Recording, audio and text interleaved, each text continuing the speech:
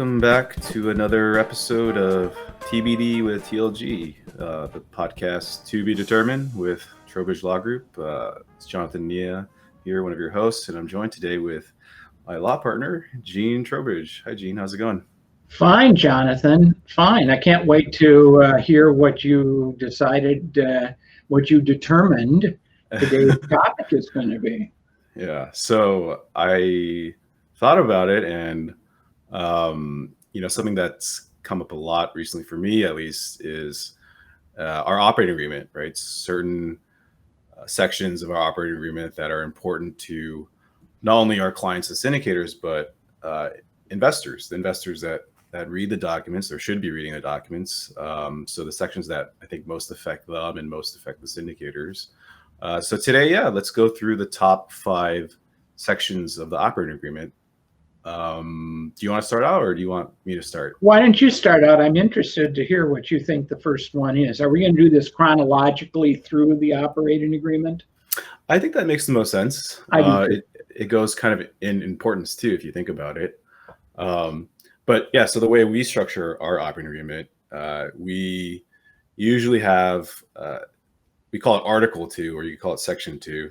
Article 2 is about how the company is structured, how the LLC is structured. So the first part of it is going to be obviously the name of the LLC, the address or the principal place of business of the LLC. For our LLCs that we structure for our clients, the syndication is structured as manager managed. So it's going to talk about the manager of the LLC. Usually it's another LLC that's the manager. It'll talk about, who the actual individuals involved in that management LLC. And then the next part of Article 2 that's really important is, the basic structure of the LLC. So whether or not it has multiple classes or if it's a single class of members, and then, the percentage breakdown between the members and the managers. So, for example, you could do a LLC that's 2 classes, Class A and Class B. Class A owns 80% of the LLC, and that's, the investors, your passive investors are Class A, and then Class B is the manager, and that owns 20%. So talk about that, and then also, actually, that's interesting. You think that Article 2 is all about the structure, but then it gets into capital calls, which I find fascinating because that's actually really important. And I guess that does affect the structure, because if you do a capital call, you could potentially, obviously raise more money, and it might dilute some of your investors. So that does actually affect the structure of the LLC.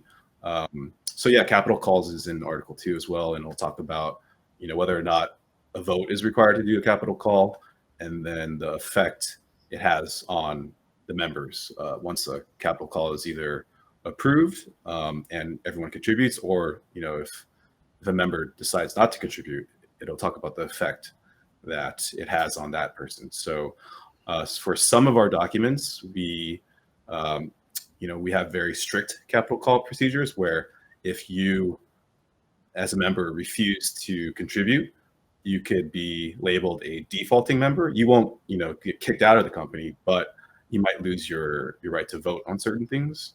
And then other times we have documents that, so this is all dictated by the client, right? The client, they obviously want certain things in their documents. So we have some clients that, want very lenient capital call procedures where, the only effect on the member that doesn't contribute is their interest is just diluted, right? I think those are the most common things that we've seen with the capital call procedure or provision. That's basically about it for Article 2, right, Gene? Am I forgetting anything? Yeah, I think we have a short description of what we're investing in, what's the business purpose, and what's the problem. Yeah, that's pretty important. Yeah, but that's pretty short because it really refers to an exhibit that we put in our documents. Typically, it's called Exhibit 4, which is the investment summary or the business plan. So it's only a paragraph. We're buying this apartment building in Selma, Alabama, and read more about it in the exhibit. That's right. But I think the most important thing about Article 2 is what you said about the description of the manager. As you know, and people who have heard us talk, our number one question a passive investor should ask is, Jonathan, if I give you my money to invest in this opportunity, what happens if something happens to you? So I'm always talking to passive investors about looking at Article 2, looking at the structure of the manager. If the manager is just a single individual, don't invest. If the manager is an LLC, but there's only one member in the LLC, my suggestion is you don't invest, because if something goes wrong, and we've seen it, I've seen it many times in my career, maybe 6, 7, 8 times in my career, something goes wrong with a single member, single person manager, all the investors and the whole project is at risk. So I think that's important. Now, I think the next important topic or article is Article 4. Article 4 talks about cash distribution, and it would refer to a definition of what distributable cash is. And distributable cash is usually what the manager says it is after looking at all the circumstances, everything that's going on in the property. At the end of the quarter, the manager sits down and looks and decides how much can we distribute. Sure, there are projections, but projections are just that, they're just projections. So given what we know now after another 90 days of operating the property, how much can we distribute? And then it gives you the pattern. It'll give you the distribution on operations, how much goes to the members, how much goes to the manager, when the first distribution is planned, and then it goes through, let's say there's a projection of a refinance. How is the company going to distribute cash that becomes available through a refinance between the investors and the manager? And then finally, at the disposition, how is the cash going to be distributed to the members and the manager? Now, there are a myriad of ways this can be done. The one thing I think is common throughout all this is on disposition. There's a pile of money after the property sells and all the bills are paid. The first thing you should do, and if you're an investor, you should look to this. The first thing you should do is make the investors whole. Make sure that they get a return of their original capital. They may have already received some in refinancing, but now is the time to make them whole.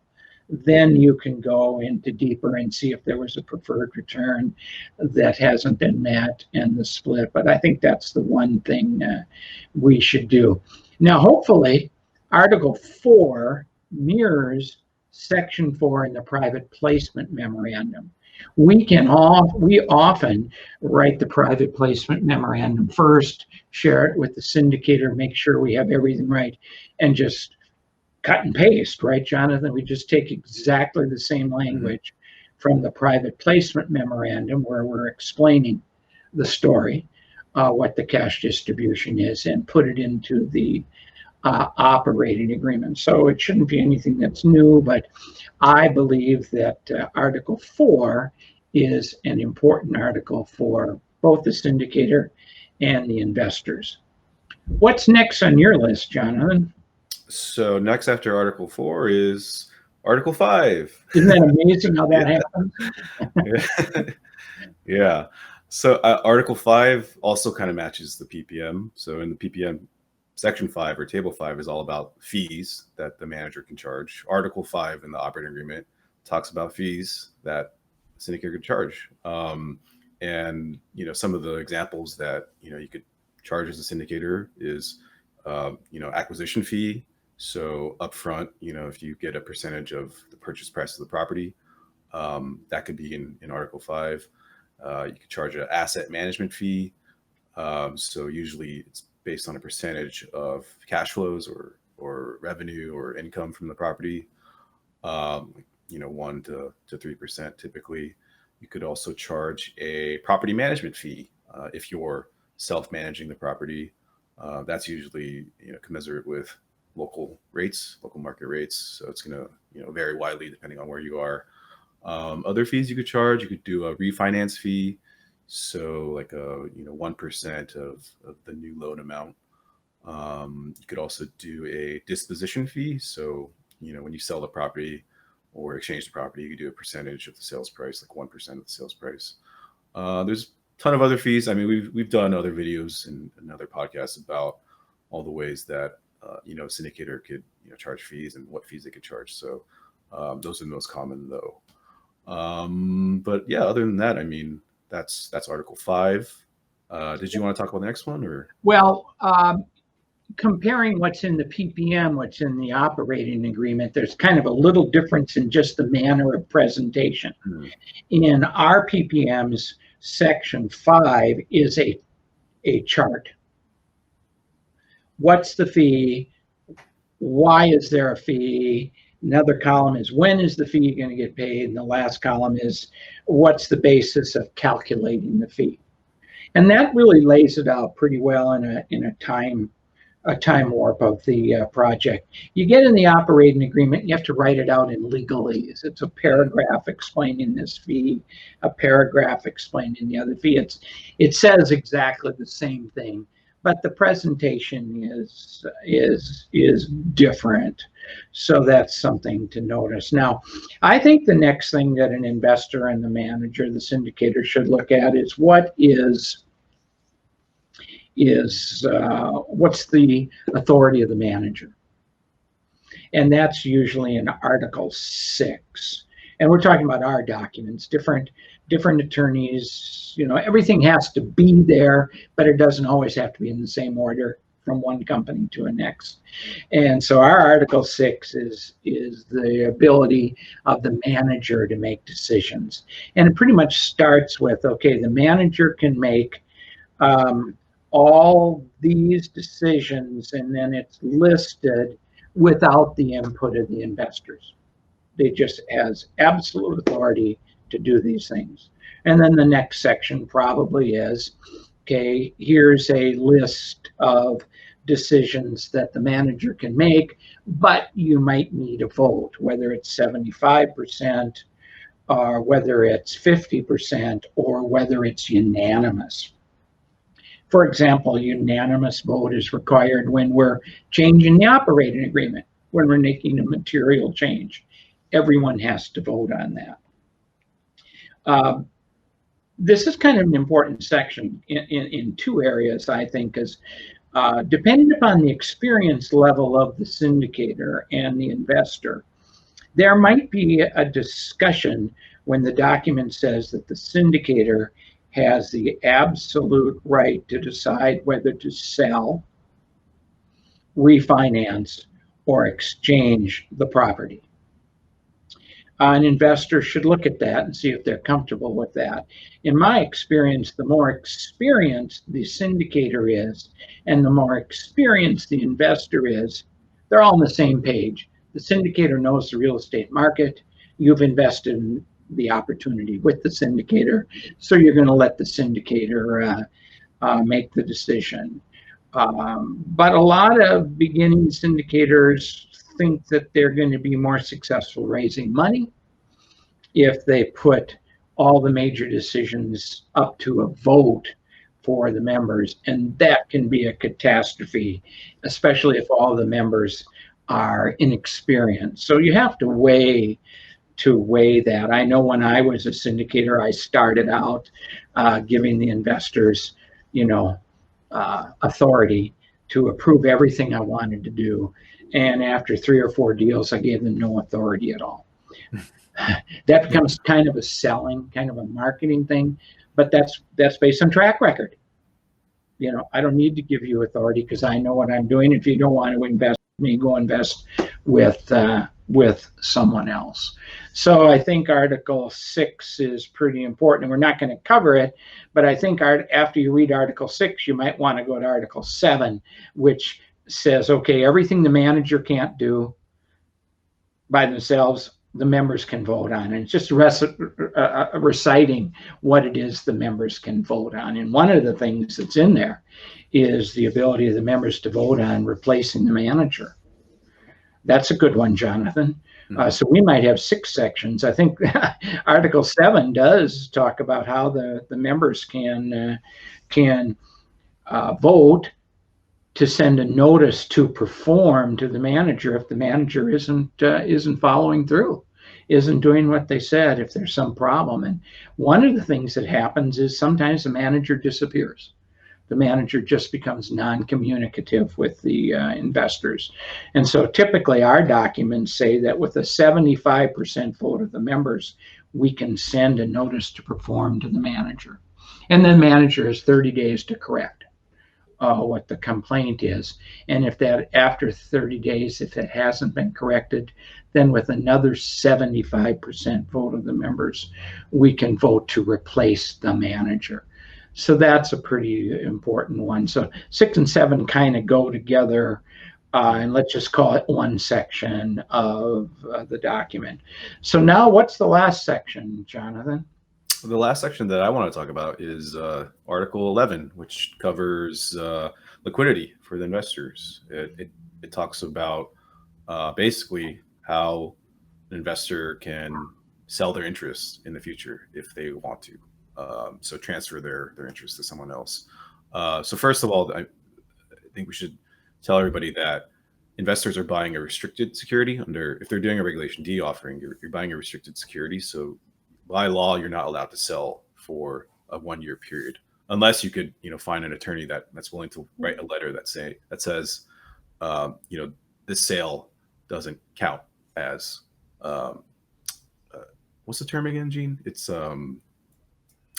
you basically just need a letter from the attorney authorizing this sale within a year. Well, that's right, because the reason it's restricted, we don't want someone who meets the criteria of an investor to buy 100 units and then go sell it to 8 other people who don't meet the criteria. Yeah. So it just simply is restricted. So as restricted, you would need another attorney to write an opinion that the sale is so reasonable and has to be done that it's not for the purpose of resale. It's just, Gene died. We need to sell his share. Okay, you can probably get away with that. Yeah. So, and that's one of the legends on the very first page of the offering, isn't it? These are restricted securities as it relates to liquidity during the first year. Yeah, I think we put it at least 2 or 3 spots in the document, so the investors should know that they can't resell for at least a year. But Article 11 also talks about if an investor wants to transfer their interest to an affiliate. So, for example, if the investor owns 100% of an LLC, they're allowed to transfer their interest from themselves to that LLC without any restrictions, because it's an affiliate transfer. So they're allowed to do that. They're also allowed to transfer to family members, right, Gene? I don't think any restrictions on transferring to a family member. So if you wanted to, transfer your interest to a spouse or a child, that's totally fine. But then Article 11 also goes into what if the investor wants to sell or transfer their interest to a third party. And our documents have a pretty lengthy process that the investor has to go through if they want to do that. First, they have to get approval from the manager, and then assuming that the manager signs off on the sale, then there's a process for basically right of first refusal for the manager, for the company, and for the other members of the company. So before they could sell to a third party, they have to offer their interest to the company to purchase instead. So at the same price, right? So first the manager gets the option to buy it. If the manager doesn't want to buy it, then the company itself can buy it. And if the company itself doesn't want to buy it, then individual members, all the other members of the company can buy that interest from the other member.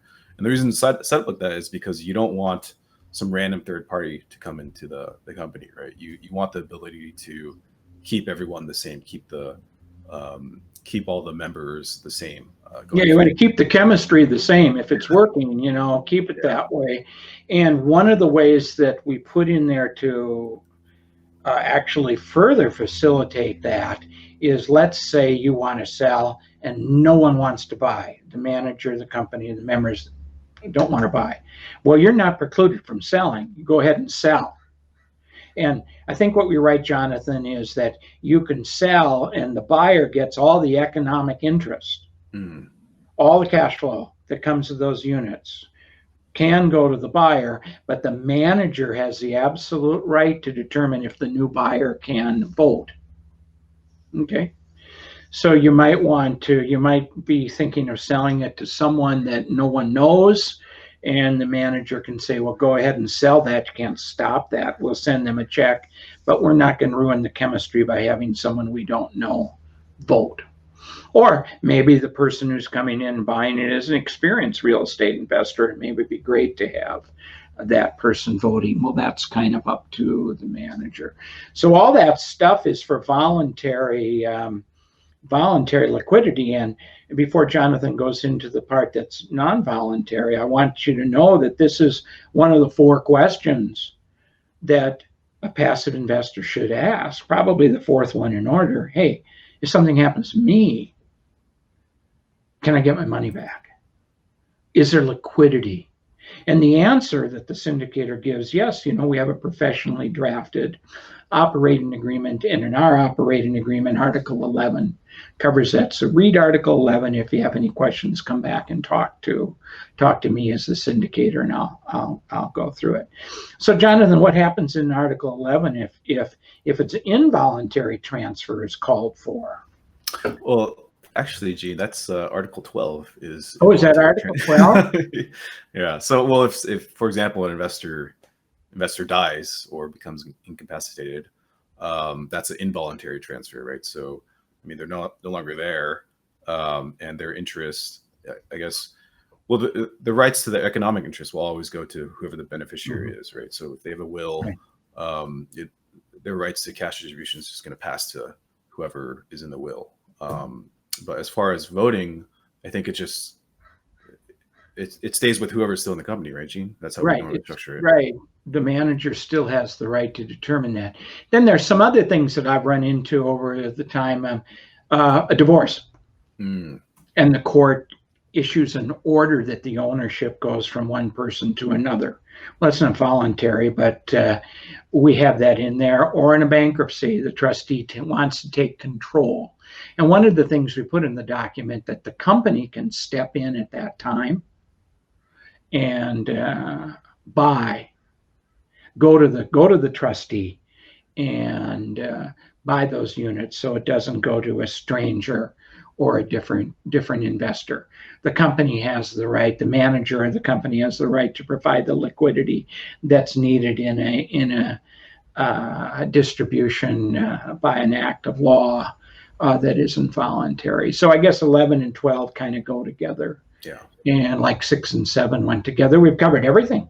Yeah, we've covered almost everything. So that's good. So Jonathan, that's really all I have to say about that, other than the normal caveat that it would be great if our clients read the operating agreement for the offering that they're trying to raise money for.